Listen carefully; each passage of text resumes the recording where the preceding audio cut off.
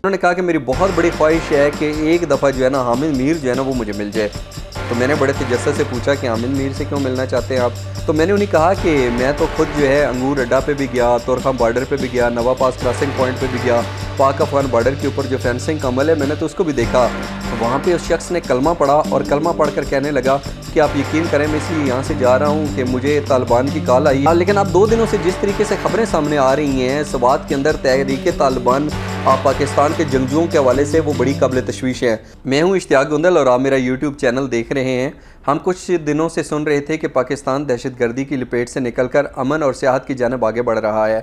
لیکن ابھی جس طریقے سے سوات میں ایک بار پھر بات کی جا رہی ہے کہ وہاں پہ کالعدم جماعت تحریک طالبان پاکستان کے جنگجو ایک بار پھر منظم ہو رہے ہیں، تو یہ ایک بڑی بے چینی والی صورتحال ہے۔ اب میں اس حوالے سے یہ بھی بتاتا چلوں کہ 7-8 دن پہلے میں دبئی سے پاکستان کی طرف واپس آ رہا تھا، تو میرے ساتھ والی نشست کے اوپر جو ایک صاحب بیٹھے تھے وہ متحدہ عرب امارات کے اندر بڑا اچھا بزنس کر رہے تھے، لیکن وہ ایک قبائلی نوجوان تھے، اور اس کے ساتھ ساتھ انہوں نے جب میری ان کے ساتھ کچھ گفتگو ہوئی انہوں نے مجھ سے پوچھا کہ آپ کیا کرتے ہیں۔ میں نے ان کو بتایا کہ ٹی وی اینکر ہوں، رپورٹنگ کرتا ہوں، جرنلسٹ ہوں۔ تو انہوں نے کہا کہ میری بہت بڑی خواہش ہے کہ ایک دفعہ جو ہے نا حامد میر جو ہے نا وہ مجھے مل جائے۔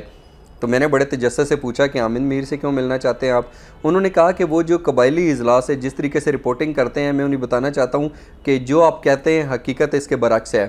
اب میں نے کہا کہ کیسے برعکس ہے؟ تو انہوں نے کہا جی کہ وہاں کے حالات جو ہیں کچھ بہتر نہیں ہیں، جس طریقے سے دکھایا جاتا ہے کہ سب اچھا ہے، آپ یقین کریں زمینی حقائق اس کے برعکس ہیں۔ میں نے کہا کیسے؟ انہوں نے کہا جی کہ وہاں کے حالات جو ہیں وہ بالکل آپ اسلام آباد کے اندر بیٹھے ہوں تو آپ کو پتہ بھی نہیں چلے گا۔ وہاں پہ جو ہے وہ بتھے کی کالز جو ہے موصول ہو رہی ہیں اور وہاں پہ تھریٹ کر رہے ہیں طالبان عام لوگوں کو۔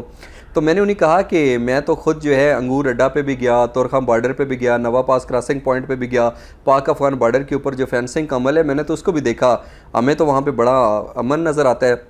وہاں پہ اس شخص نے کلمہ پڑھا اور کلمہ پڑھ کر کہنے لگا کہ آپ یقین کریں میں اس لیے یہاں سے جا رہا ہوں کہ مجھے طالبان کی کال آئی ہے اور انہوں نے مجھے بلایا ہے، ان کے ساتھ میرا کوئی لین دین ہے، کوئی مسئلہ ہے، اور انہوں نے کہا ہے کہ اگر تم چاہتے ہو کہ آگے کوئی مسئلہ نہ ہو تو واپس آ کے ہماری بات سنو۔ تو کہتا ہے میں ان سے ملنے کے لیے جا رہا ہوں۔ خیر یہ والی بات تھی، اور سچ پوچھیں تو میں نے اس چیز کو بالکل نظر انداز کر دیا۔ مجھے لگا کہ نہیں، وہ جو بات کر رہے ہیں اس کے اندر کوئی حقیقت نہیں ہے۔ لیکن ابھی میں پچھلے 2 دنوں سے جس طریقے سے خبریں آ رہی ہیں اور جس طریقے سے مختلف جو ہیں وہ لوگ بھی ذکر کر رہے ہیں اور چیزیں سامنے آئی ہیں، اور یہ تاثر دیا جا رہا ہے کہ پاکستان کے قبائلی اضلاع کے اندر خصوصاً اگر ہم سوات کی بات کریں تو وہاں پہ کالعدم جماعت تحریک طالبان پاکستان، جس نے ماضی میں پاکستان کے اندر دہشت گردی کی بڑی بڑی کارروائیاں کی،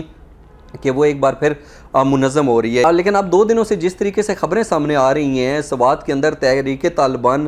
پاکستان کے جنگجوؤں کے حوالے سے وہ بڑی قابل تشویش ہے۔ یہاں پہ میں آپ کے ساتھ کچھ خبریں شیئر کرنا چاہتا ہوں۔ جیو نیوز اردو نے کہا ہے، انہوں نے لکھا ہے کہ سوات کے مختلف علاقوں میں طالبان کی واپسی، شہریوں کو بتھے کی کالز موصول۔ اسی طرح سوات میں ٹی ٹی پی کے جنگجوؤں کی ممکنہ موجودگی کے حوالے سے لیفٹیننٹ جنرل امجد شعیب نے مجھے بتایا کہ یہ کہا جا رہا ہے کہ سوات کے اندر جو کالعدم جماعت ہے تحریک طالبان پاکستان، اس کے جنگجو ایک بار پھر منظم ہو رہے ہیں، سرگرم دکھائی دے رہے ہیں۔ اس کو آپ کیسے دیکھتے ہیں؟ کیا اس طرح کی چیزوں کے اندر کوئی حقیقت ہے؟ جی یہ آئے ہیں، لیکن یہ غالباً فوری طور پہ یہ نہیں کہا جا سکتا کہ وہ کوئی اگریسو نہیں، اسٹرینتھ بھی کچھ نہ کچھ نظر آتی ہے کہ وہ کوئی کل کو وہاں پہ کوئی اگریسو ایکشن کرنا چاہتے ہیں، فی الحال نہیں،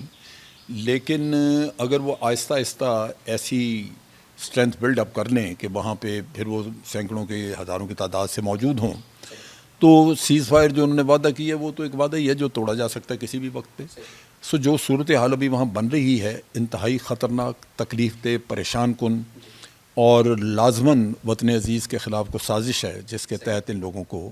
یہاں کو لایا ہے۔ اسی طریقے سے بی بی سی اردو کی جو ہے وہ سٹوری ہے کہ سوات میں طالبان کی واپسی کی خبریں، کیا واقعی حکومت کچھ علاقے تحریک طالبان پاکستان کے حوالے کر رہی ہے؟ اس کے ساتھ ساتھ اگر ہم یہ دیکھیں تو ایک طرف تو یہ جو ٹائمنگ ہے یہ بڑی خطرناک ہے، ایک طرف ہم دیکھتے ہیں کہ پاکستان کے اندر رجیم چینج کی بات ہو رہی ہے، یہ کہا جا رہا ہے کہ سابق وزیر اعظم عمران خان صاحب کو ایک سازش کر کے جو ہے وہ حکومت سے بے دخل کیا گیا، اور دوسری طرف سوات میں جس طریقے سے طالبان کی خبریں ہیں تو بظاہر ایسا نظر آتا ہے کہ یہ صورتحال جو ہے پاکستان کے مستقبل کے لیے کچھ اچھی نہیں ہے، اور اس طریقے سے نہ ہو کہ ہمیں وہاں پہ سوات کے اندر طالبان کا ہولڈ نظر آئے انشاءاللہ ایسا نہیں ہوگا. مجھے پورا یقین ہے کہ پاکستان کے سیکیورٹی فورسز جس طریقے سے انہوں نے قبائلی اضلاع کے اندر جو کھٹن راستے تھے, بڑے بڑے پہاڑ تھے, اس کے اندر جس طریقے سے سخت آپریشن کر کے دہشت گردوں کو افغانستان کی سرزمین پر دھکیلا, تو مجھے یقین ہے کہ اب بھی سوات کے اندر جو ہے وہ طالبان کے جنگجو اگر وہاں پر ان کی موجودگی ہے تو ان کو یقینی طور کے اوپر قدم جمانے کا موقع نہیں ملے گا. لیکن اگر خدا نخواستہ تحریک طالبان پاکستان ایک بار پھر پاکستان کے قبائلی اضلاع خصوصاً سوات والی سائڈ پہ سرگرم ہوتی ہے تو اس کے ممکنہ طور پر اہداف کیا ہوں گے اور وہ مستقبل میں پاکستان کے لیے کتنی خطرناک ثابت ہو سکتی ہے, اس کے حوالے سے آئندہ کے ویلاگ کے اندر ذرا تفصیل سے ذکر کریں گے. فی الحال اتنا ہی. جانے سے پہلے میرے اس چینل کو سبسکرائب ضرور کیجیے گا. اپنا خیال رکھیے. اللہ حافظ.